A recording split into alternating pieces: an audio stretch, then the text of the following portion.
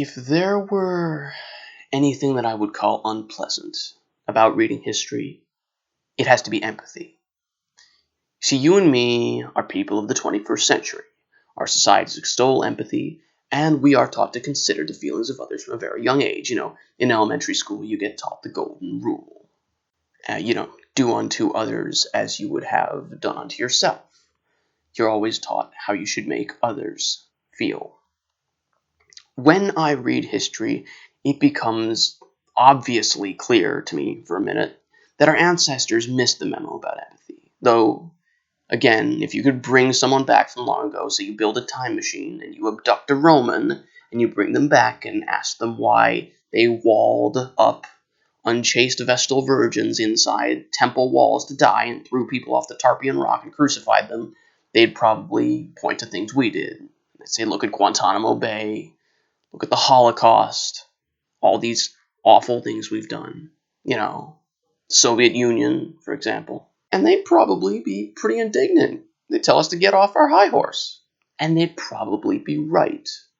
Humans can be brutal to one another, especially when it comes to ethnicity and culture and race. They say we're all the same, but some people don't want to remember that. Especially when mobs come into the equation, by the way. How many lynch mobs have murdered Black Americans in our country's history? How many mobs are still killing people today? Mob violence and mob rule is horrifying. And the story that I want to tell you today starts with a lynch mob. These people that are being killed, these victims of this lynch mob, are physically no different than their killers. There's no distinguishing marks, no skin color difference. They probably speak the same language. They certainly live in the same town. Most of them are of the same religion, even. And the reason that these men and women and children are being locked into a church and burned to death is because of their ethnicity. You see, the people doing the killing is a mob of angry Anglo-Saxon villagers in the year 1002 CE. And these poor people, who will perish horribly, by the way, are Scandinavians.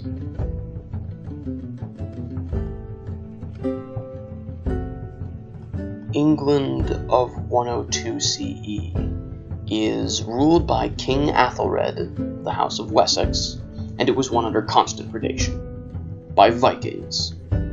Longships had come out of the cold northern villages in the Baltic for centuries, and they had always burned and looted towns on the English coast, and they had robbed them. A lot of people actually paid more or less protection money, like how you've got modern gangs who have shopkeepers pay them what they call protection money. These Danes exacted a price called the Danegeld, which was a medieval form of protection. Basically, you don't want us to burn down your village? Well, hand over what you got. Many of these Scandinavians actually liked England so much that they settled down in a portion of England called the Danelaw, and there's a long history of wars between the Kingdom of England and the Scandinavians, and a lot of them involve these settlers in the Danelaw, and this one certainly does. The Danelaw was an area where the Vikings had decided that they would settle, and the Saxon kings had decided that it was okay for them to settle, and they grew very numerous in this area called the Danelaw. And eventually, what happened was Scandinavian Vikings would sail down the French coast to Normandy and be quite literally harbored by the Norman barons, whom they were very close friends and allies with, and then they would sail across the channel to raid the English coast, only to retreat back into the rivers of Normandy, where the Normans would shelter them from the vengeful English fleets. Sometimes, though, these Viking raiders sought refuge in the Danelaw, and they would hide out with their relatives who were living in England. And so this new millennium begins, and King Athelred, the sovereign ruler of England, thought it would be a good idea to make this millennium a millennium without Vikings. So, 2 years after the millennium starts in 1002 CE, he and the Duke of Normandy agreed that the Normans would no longer harbor Vikings, and that King Athelred would marry Richard's sister Emma, and the two kingdoms would become close allies. And this all happened, but then King Athelred decided to do something he wanted to do for years, and now he thought he could finally get away with. He wanted to get rid of all the Vikings, and he must have thought that being friends with these Normans was so advantageous that he could do whatever he wanted, and he wanted the Danes out of his kingdom. And about this time, a character you should remember comes onto the stage, and his name is, he's an earl, which is a position of high importance in Anglo-Saxon society. It's basically a lord, and he is the Earl of Mercia, which is in the center of England, so he is a hugely powerful lord who's very influential. He is also one of King Athelred's top advisors, and if this were a play and he comes onto the stage, the crowd is gonna boo and hiss, because that's the type of guy he is. Edric of Mercia became an earl through murder. And he didn't kill the previous earl or anything like that. The Saxons could probably have respected that. But what he did was he was basically a killer for hire for the king. He would execute tax defaulters and bring what they owed to the king. Basically, he would execute tax defaulters and then loot their homes and bring what there was to the king. And for that, he had been given the king's daughter to marry and an earldom. And this guy advises King Athelred to his next action, according to some sources. And his next action is to, well, quote, order slain all the Danish men who are in England, end quote. So, on St. Brice's Day, English soldiers went into various Danish towns and into the homes of Danes who lived among the English and butchered them. One of the examples of what happened on the St. Brice's Day massacres was the almost Waffen-SS-like lynch mob that killed those people by burning down a church around. And we actually have a quote about it from King Athelred himself.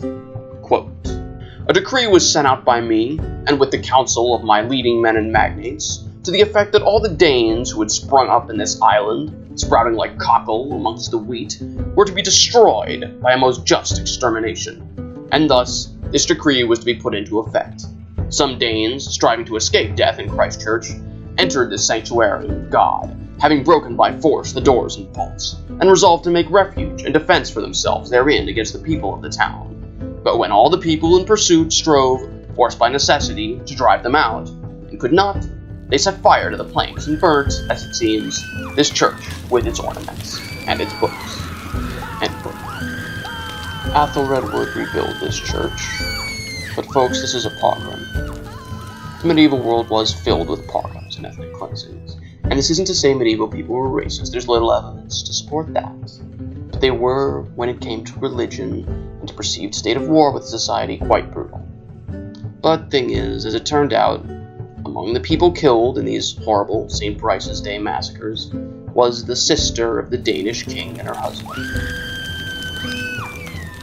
And when news of this pogrom reached the court of King Svein back in Denmark, King Svein, he was less than pleased.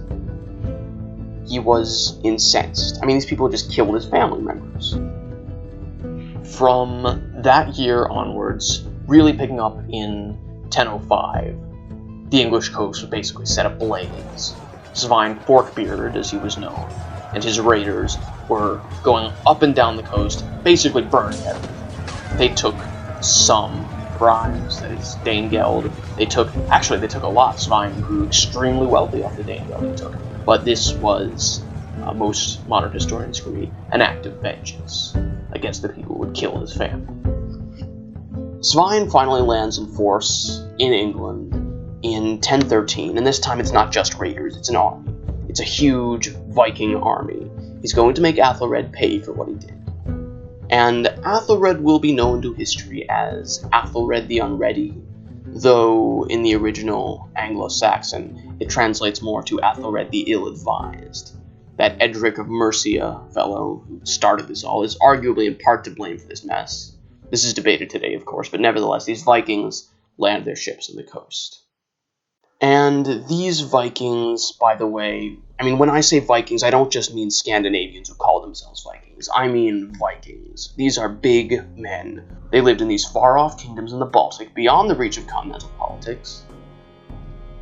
The Continentals just refer to them with one word, and that word is Dane, which is a big word, and it's a sort of meaty word. You know, you figure these guys are big fellows. These are Scandinavians. These are tall guys for the time when people mostly stood around 5 feet tall. So these guys, if you're 6 foot tall in this era, you're a giant.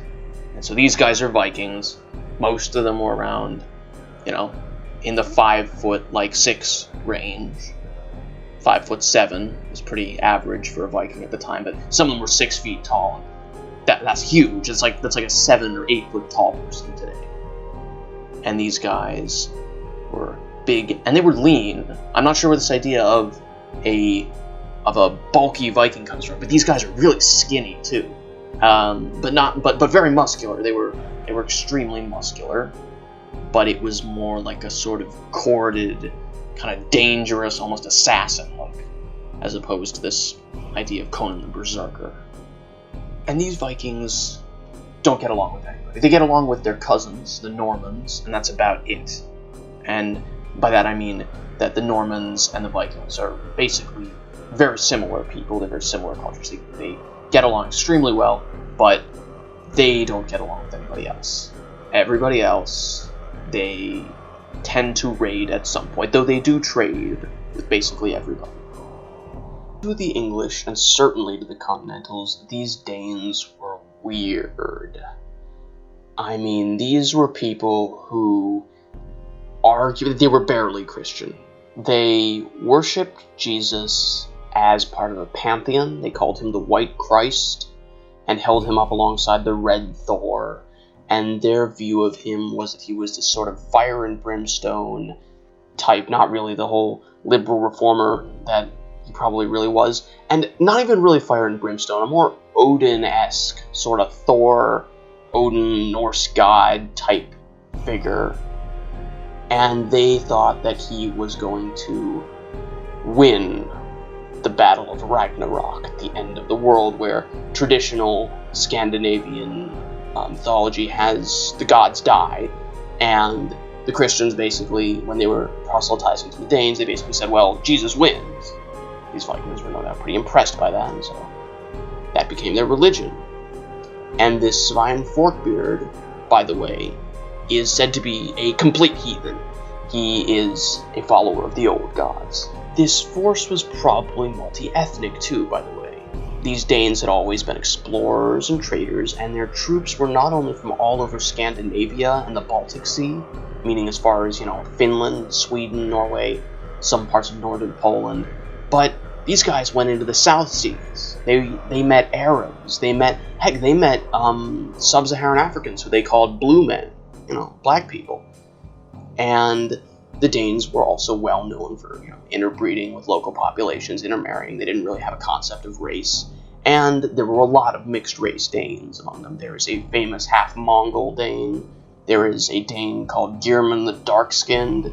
So you've got all these types of potentially, maybe you have a few half-Arab or half-black Danes, probably a few half-Mongols. Interesting thought, isn't it? A half-Arab or half-black Viking. Svein shows up on the English coast, and some people say he's in league with the Earls, who are just under the king in England, and that they thought Athelred was a weak, impulsive king who was too easy to control. In this Middle Ages, so authority is everything. Weak kingdoms were often savaged by their neighbors like wounded animals, and you'd often have a lot of cases of some foreign king being invited by the local lords to replace the king of a kingdom that thought him too weak. Because if your kingdom was weak, it was better to be ruled by some foreigner and get free maybe in the future than be, divided by your neighbors. And so, authority is everything. You have to have also the ability to project that authority. And if you have shortcomings, you need to make it up with virtues. That's why they say vices and virtues, you know. They were big on that in the Middle Ages. You could get away with, a few vices, as long as you had the virtues to back them up. As long as you had the virtues that would outweigh them, usually either military or political acumen. You could get away with impulsivity if you could back it up. You could get away with irreligion and licentiousness, if you're a good commander or charismatic. But this Athelred guy, who was the King of England, who will be known to history as Athelred the Unready, was paranoid and impulsive, and he was prone to listening to the wrong people, and he was venal, and he had no ability to back himself up with swords. And by 1013, he was well into his 50s. Even his wife hated him. Emma of Normandy was said to loathe him. Svein's Vikings destroyed anyone who stood in their way. And these English earls and all this nobility quickly swore fealty to him. And, as was custom throughout much of human history, they gave him hostages. And the practice of hostage-taking was not at all irregular. It's something that goes back pretty much to ancient history. We even do it today, we just don't call it that. The Assyrians took hostages, the Romans, the Greeks took hostages, everybody. The general logic was that it was an indicator of goodwill from those who gave the hostages. You couldn't be sure I'll be loyal because, look, I'm leaving my loved ones in your hands, and if I rebel, you can do whatever you want. These hostages are the noble relatives of all these Saxons, or Saxon earls, and traditionally, these hostages are treated like honored guests. And while Svein is just rolling over the English, by the way, you have to know the King Athelred back in London barely has time to comprehend that his kingdom is going over to the Danes with astonishing rapidity until these Vikings are literally at the gates. Athelred ends up fleeing England as London opens its gates for Svein. He gets on a boat and sails off into exile to his brother-in-law's city, called Rouen in Normandy. And his brother-in-law is Duke Richard the Good, son of Richard the Fearless, Emma's brother. And there are terms today for people who are raised overseas. Expat kids, or third culture kids. And that's what these half-Norman English princes were. And the English princes really aren't princes. The English called them athelings, which means the heirs, so I'll just call them that too. Athelred had 5 atheling. Most of the ones that are important to this episode, by the way, are not half-Norman. These are full-blooded Anglo-Saxons. And his heir is named Athelstan. He's a warrior prince, and he's adored by the English people to the point where they called him Athelstan Half-King. And he had a beautiful silver-hilted sword that apparently once belonged to the ancient Anglo-Saxon hero Offa of Mercia. So he's got this famous sword, and he's got a famous name, and he's loved by the common people, and he's loved by the lords, and he's handsome, and he's charming. This Athelstan is, well, he's basically Aragorn, only in Anglo-Saxon England. And his brother Edmund is kind of unbelievable, honestly. Edmund's the Aragorn. Athelstan is more like Boromir, so he's loved by the people, and he has this famous sword.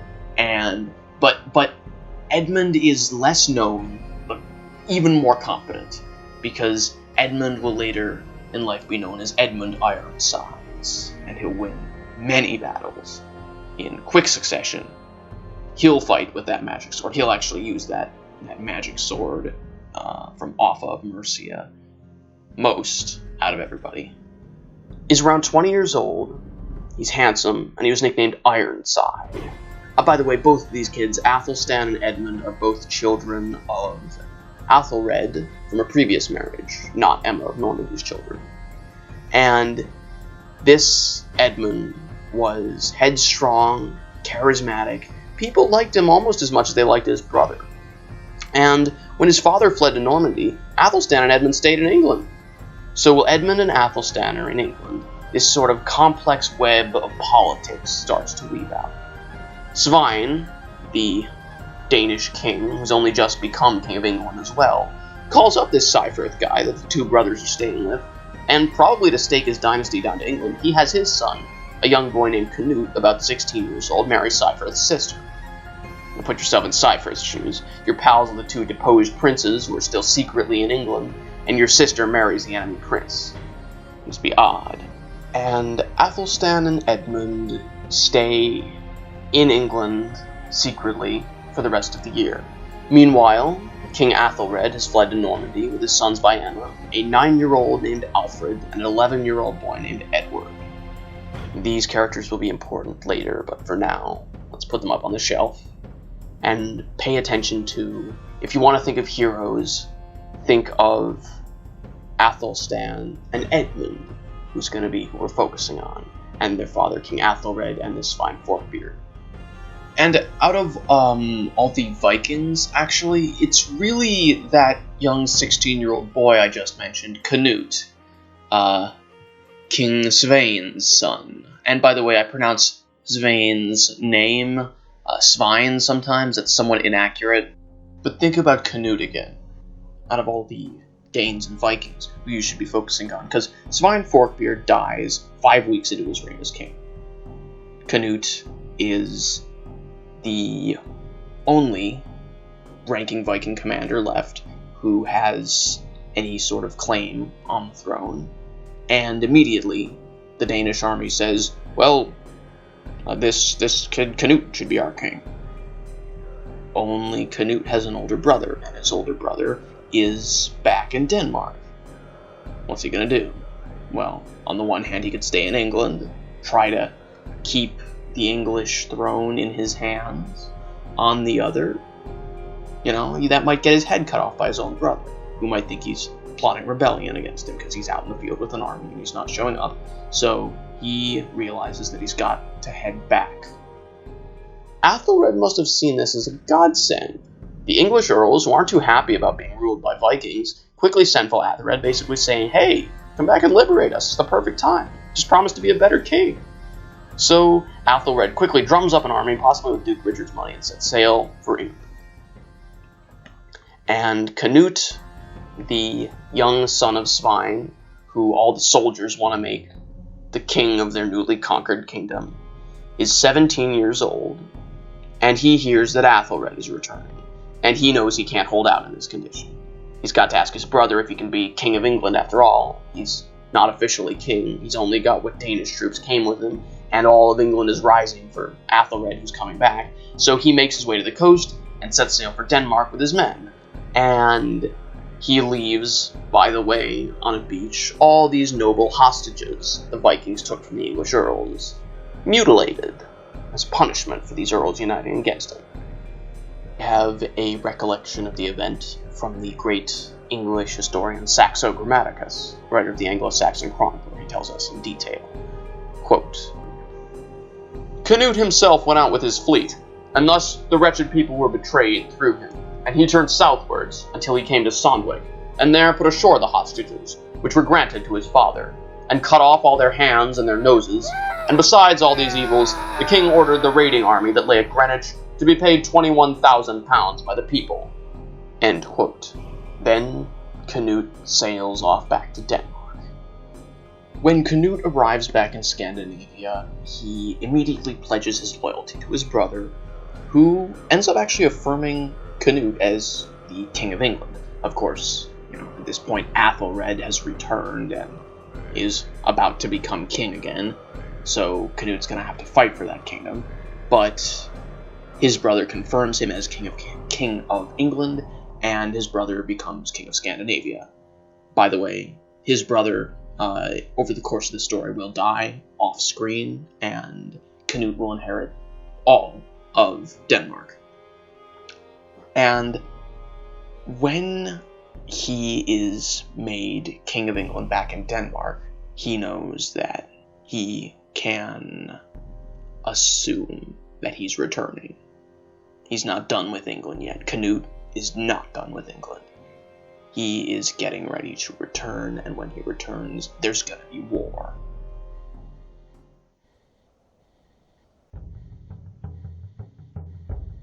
Back in England, immediately after Athelred returns, he's re-accepted as king and promises to be better this time, and he calls a council at Oxford for all the English nobility to come and attend him. And into the spotlight of history, this man who's shown up before, named Earl Edric of Mercia, steps in. Edric was the one who convinced Athelred, apparently, according to some sources, to kill the Vikings who lived, or the Danes who lived within English towns. Edric of Mercia is the very definition of upjohns. He came into his position as an earl by being a hired killer, and at this council at Oxford there are three figures who vocally oppose Edric of Mercia's entrance into the royal family, and these are the warrior prince Athelred and his younger brother Edmund Ironside, the valorous prince, and their friend Cyfirth, remember him, whose sister was married to Canute, but who'd hidden them during the invasion. Remember, he was the one who it would be really weird to be because, his sister married this guy while he was hiding these people in his house. And Edric of Mercia is having none of this. These people don't want him near the king. They think that Edric of Mercia is a bad influence, and arguably he is. History paints him as a bad influence. He is one of the most hated people in English history. But Edric of Mercia is also quite a good politician, somehow. Soon after Athelstan arrives, right after all these nobles attend a midsummer feast, Athelstan becomes violently ill and takes to his sickbed. His father is preoccupied, doesn't really seem to care. He's really only focusing on making sure his kingdom is secure. After all, Canute is going to be coming back soon, and they have to secure the kingdom against further invasion. So, while Edmund is at Athelstan's sickbay, and this is probably, by the way, historians don't actually know where Edmund is at this time, but he is known to not be present in the court in this Council of Oxford. Well, while Edmund and Athelstan are together, Edmund is probably, checking up on his sick brother, Edric of Mercia invites that Cyfirth guy, their friend, and Cyfirth's brother to come meet him, discuss politics and the state and all that kind of thing. And like many people in the story, they make the mistake of trusting Edric, but he is not quite known for treachery yet, and he is very powerful. He is a powerful earl. And it isn't exactly known how this is carried out, and since this is my version of history you're getting, I'll tell you what I assume. And I assume that he sat Cyfirth and his brother down for a drink, maybe some food. In the middle of the conversation, some soldiers come in, some of Edric's soldiers, and they drag Cyfirth and his brother off the chair and stab them with knives. Edric has had two of his most vocal political enemies brazenly murdered, and this is the wild part, it's apparently on King Athelred's orders.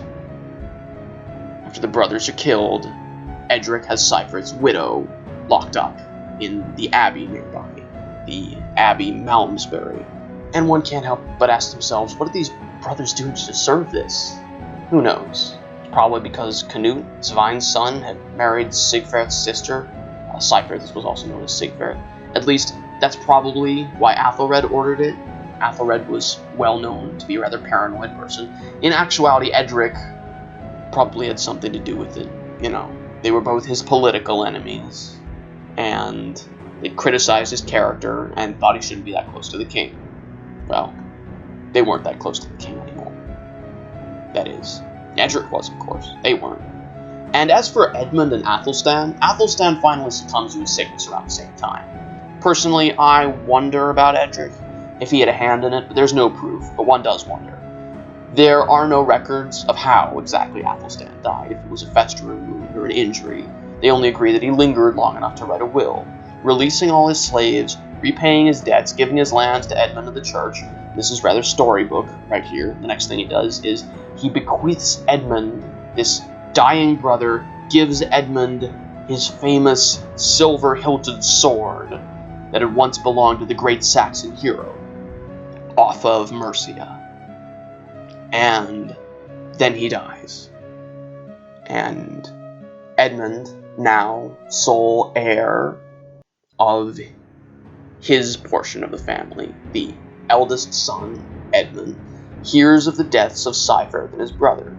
Immediately, and the sources are all very clear on this is against the wishes of his father, Edmund gets some troops together and marches up to Malmesbury, where Cyfirth's widow is locked up. And this guy has a force of will and a tendency towards decisive action that makes a very good medieval monarch. He is far more competent than his father. And then he crosses the line from simple disobeying his father's orders to what in the medieval world would be considered rebellion against his father. He and his men march through Mercia, claiming the lands that Athelstan left to him, and then break into Malmesbury Abbey and bring out Sigurd's widow, who Edmund promptly marries.